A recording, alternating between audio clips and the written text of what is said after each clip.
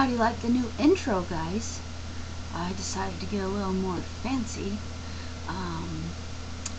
I saw a bunch of people and now they have an intro, and I thought, hey, that's cool, I want an intro. So hopefully it doesn't get too annoying. You can always fast forward 30 seconds to get to the videos. But I just like the intro. Okay, so last time we spoke, I told you guys I have diabetes, and I was pretty down about that for a while. It was hard to accept. Although, you know, when you do some introspective work, you realize it's your fault, and you saw it coming. So, I'm not gonna beat myself anymore up over that. It is what it is, right? So today I thought I'd go over what's happening now. I've seen my doctor, what I have to do on a daily basis, what I should be doing, what my numbers were, why and how I got the way I did, because this is all self-forced in a sense, and I want people out there to know that you can prevent it by just taking care of yourself. And I want people to prevent it by taking care of themselves. The fact that so many of us follow the commercials and drink the soda and go to McDonald's and, excuse me, not just McDonald's, any fast food, and eat a burger and fries and not ask ourselves, not only is this good for me or not, or what chemicals are they using in their meat or their french fries, or, you know, a lot of this, the studies will be coming out eventually, are part of the cause, and we've seen these people suing these places because they put things in their food that make you want more. My hat. I haven't showered yet, so my hair's a mess, so I put a hat on, but I can never get it straight, and if you could see it, it's pretty cool. And it says, can you see that? Oh, which way did it turn? It says, dirty dogs have more fun. And there's a puddle. Oh, there's a puddle and the little dog running. And the back of it says, it's a dog's life. It's a brand here in Pacific Northwest. I love it. As you heard, my dog loves it too. So anyway, let's get to where everything started at. The symptoms I was having, I knew something was wrong. I always have had problems with cramping in my legs, but I was having them 2, 3, 4 times a night. Every night. In a span of 3 months, I maybe had 2 or 3 nights that I didn't get a cramp. At least one. So bad to the point where, I mean, I'm bawling in the middle of the night trying to get rid of these pains. Tried everything. Pickle juice, quinine, which is in tonic water still. It is no longer on the market. I'm sure there's a black market for it, but I tried potassium, bananas, eating them every day, coconut water because it has so much more potassium than bananas. I tried taking my calcium every night before bed, making sure I'm getting all my vitamins. Nothing worked with that. I was scared, and I'm still not getting any sleep. Last night was a little bit better. I have a problem with that now, and I have some notes, so I'll write that down because I want to talk about this drug that I started a week ago. Okay, and then so cramps every night. I go to the bathroom to urinate a lot. Like, people mention it at work, you know, you go to the bathroom again? My excuse is I drink a lot of water. Well, I don't drink that much water. That's another symptom of diabetes, is frequent urination. Cramps, leg cramps, are also a symptom of your body's out of whack and you need some help. I was once in a while, when I'd get tired or whatever, have blurred vision, not to the point where I couldn't refocus it, but to the point where I knew it wasn't normal. I am an addict when it comes to carbs. You know, you give me some french fries, I want the biggest, best.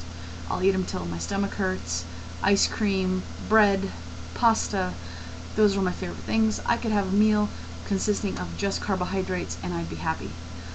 Forget the vegetables, forget the meat, the protein, just give me the carbs. and it was getting worse, and it gets to the point where you think about it, I gotta have carbs right now. Your body starts telling you that because it's having a hard time creating insulin to support your body's needs for it, and so it needs some sugar to do that. So it starts telling you, have more, have more, have more, have more, have more. So the more your body has, the more screwed up it gets. Eventually, a type 2 diabetic, which is what I am, which means that your body still creates insulin, but it is very inefficient with it and with the processing of sugar and carbs that you take in your body.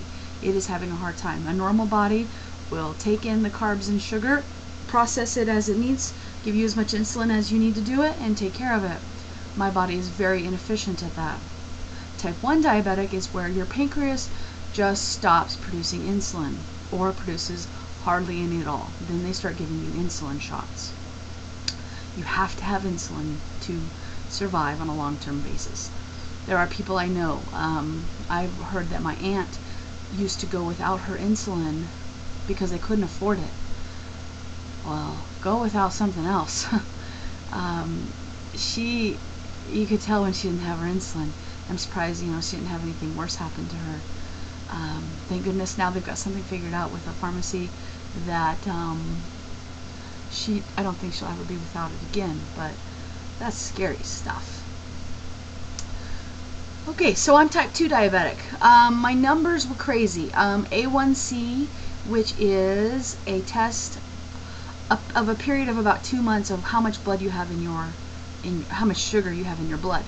Mine was 11, and it should be around 7. It should be less than 7, let me put it that way. 7 is still not good. It should be lower than that. And some people say anything over 6.5 now is actually diabetes. So it used to be 7 and over. 11, not good. So a year ago, I got told it was a 9, and my gynecologist said, you're diabetic. And I went to my doctor, and he says, no, you're not diabetic, you're pre-diabetic. I want you to take metformin. Many of you out there have probably heard of metformin because there are so many diabetics now in the world. You either know one or you are one. But it is basically a drug that you take orally that helps with the processing of sugar and carbohydrates in your system. It is one of those drugs. The other ones just don't come close. It's what everybody takes. Very few people take these other drugs, pill-based, that are supposed to be like metformin, because they just don't do as good of a job, per my doctor. So I took it for a while back then, and it made me sick. It gives you diarrhea, stomach upset, and I gave up on it and stopped taking it. Oh, I can also do this with diet and exercise. I'll be fine. Yeah. So this last year, I didn't do fine. I did awful. I gained back everything I had ever lost with my lap band or otherwise, and was at my highest weight ever of 360 pounds. That was pretty devastating. I had since, before going to the doctor this last time, I was down to 332, which is 28 pounds down. 17 in the last month and a half. So I was doing good. But rapid weight loss is also a big sign of diabetes. So keep that on your list. And so what I'll also do is maybe find the link and put it below for you guys of some good places to find all the symptoms of diabetes. If you have any, go get checked out. I'm afraid of the doctor too, and I waited a long time, and I dealt with these cramps every night for 2.5 months, crying and bawling because I didn't want to go to the doctor. They're already getting better. Go to the doctor if you have any of these symptoms. It could kill you. I could have ended up in the hospital, in a coma, dead. Who knows? Because I wasn't stopping on the carb loading. Carb loading when I'm not a bodybuilder. Okay, so A1C was 11, and then I never did find out what my blood sugar was, because the day that I did go to the walk-in clinic, I was fasting, and they took a blood sugar along with the other tests. No idea. But I do know that my glucose was over 300. Your glucose level should be less than 100. So I was 3 times the amount. Not good. My doctor was not happy. Plus, I had high blood pressure suddenly. A year ago, I had borderline, okay, it's high normal, but it's still normal. You need to do something. Now, it's high all the time because I've had it tested twice in the last week, and it was high both times. Not staggeringly high, but it was high and scared me. I don't want my numbers that high. I've never had my numbers that high. That was a wake-up call. Okay, so when I first went into the walk-in clinic, let's talk about that. Some of the drugs that they gave me. They talked about metformin. I already had a prescription at home, so I didn't need a new one. Got that. So started taking that again. I'm taking 250 milligrams twice a day right now. That is not how much I should be taking. Gotta work up. It makes me sick. We'll get on to that and how I'm doing in a little bit. Then they gave me something called glycotrol, the generic of that. I started taking that. I find out a week later when I go to my doctor that that drug causes you to gain weight, is horrible on your liver, and nobody uses it anymore. So he's like, yeah, don't take that anymore. So, and I did gain like 9, like I went from 332 to 339 on my scale. I was like, what happened? I'm not eating anything different. So, it would cause weight gain if I didn't say anything. So he said, yeah, don't take that anymore. Okay, so we got off that drug. She had me on Verapamil, which is a blood pressure medication, and also has some indications of helping with leg cramps for some reason. And so she gave me that, and he's like, yeah, I don't want you on that either. I'll give you lisinopril.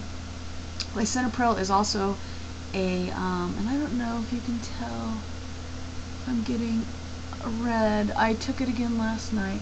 I'll tell you about the allergic reaction with lisinopril. Let me write that down too. Okay.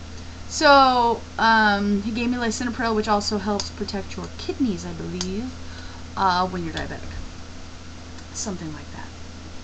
Something like that. So, but it's also blood pressure medication. So, okay. So I go to the doctor. He's like, yeah, you're diabetic. I'm like asking all these questions. How do I eat? You know, what, blah, blah, blah, blah. So he decides, okay, here's the first thing. You've got to start taking the metformin. I know it makes you sick, but you have to. So work your way up.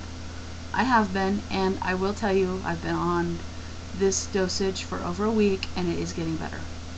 And it's happening now after work instead of in the middle of work. So it's happening later in the day, the digestive problems, and it's lessening.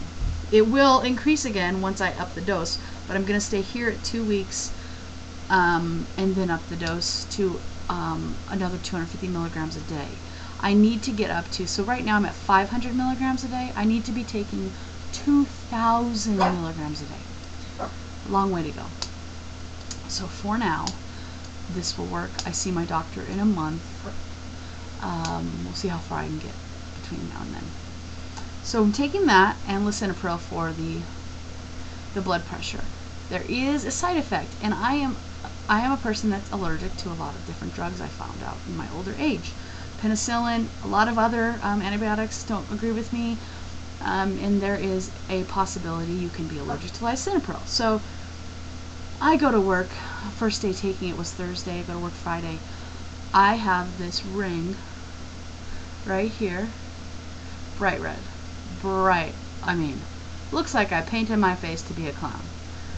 And it didn't itch, and my face wasn't swollen, which were the side effects that they said to watch out for. So I called the pharmacist because my doctor's closed. They said, well, just don't take it, see if it goes away, and then try to take it again. So I took it last night. I didn't take it the night before. Yesterday my face looked more normal. I have a reddish face anyway, and I don't wear makeup. I might start, but I don't wear makeup generally. So today we'll see. It happened later in the day on Friday when it happened. So we'll see as the day goes if I get that red ring back. If I do, obviously I'll call the doctor on Monday to say, you know, I can't take this.